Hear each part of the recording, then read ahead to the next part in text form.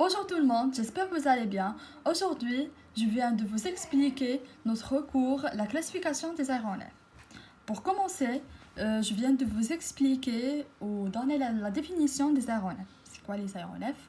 Donc, les aéronefs, c'est tous les appareils capables de circuler et s'élever dans l'espace aérien suivant l'OACI, qui est l'Organisation de l'aviation civile internationale. Donc, c'est les aéronefs quand il y a les avions, tous les types des avions. Bon, les types des avions, la classification des aéronefs, ils sont deux catégories. La première, c'est les avions qui sont, ou la catégorie les plus lourde que l'air, sont les aérodynes, qui s'appellent les aérodynes. Il y a les non motorisés, comme les modèles réduits, cerfs-volants, planeurs ultra légers, les parachutes, les parapentes, tétaplaneurs et les planeurs. C'est quoi les planeurs? Les planeurs sont les appareils qui volent sans moteur et qui ont des ailes très grandes, des longues ailes, comme vous voyez ici. Après, il y a les avions motorisés, sont des modèles réduits. Il y a deux types à voilure fixe, comme les avions ultra légers motorisés, comme vous voyez ici dans les photos, les paramoteurs, les pendulaires, multi-axes. Et les voilures à voilure tournante, les gyravions. C'est autogile, hélicoptères, les hybrides, comme il y a ici. Après, les plus légers que l'air. Les plus légers que l'air sont les aérostats.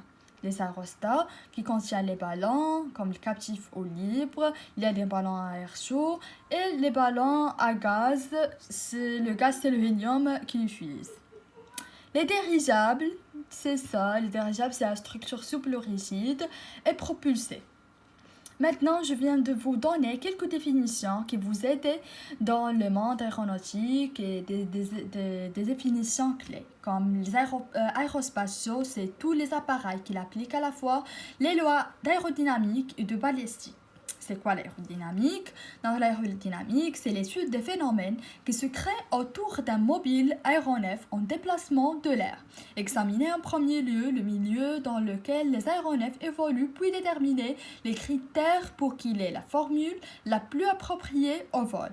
Bon, l'aérodynamique, c'est très intéressant, c'est le principe qui tout avion travaille avec eux pour voler et on va voir plus des informations dans les prochaines vidéos pour les vidéos qui consistent à développer ou à définir comment les avions volent.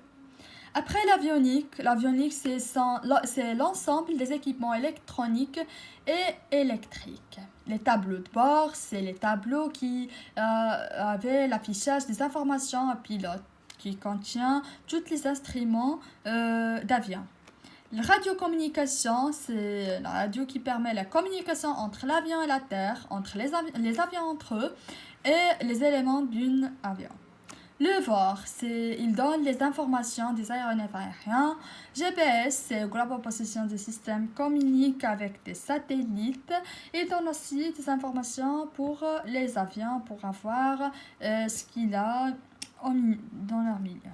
Après les radars, des antennes qui détectent la météo, anti-collusion, avion à l'aide des ondes électromagnétiques. Et la propulsion, c'est l'action qui permet à pousser un avion.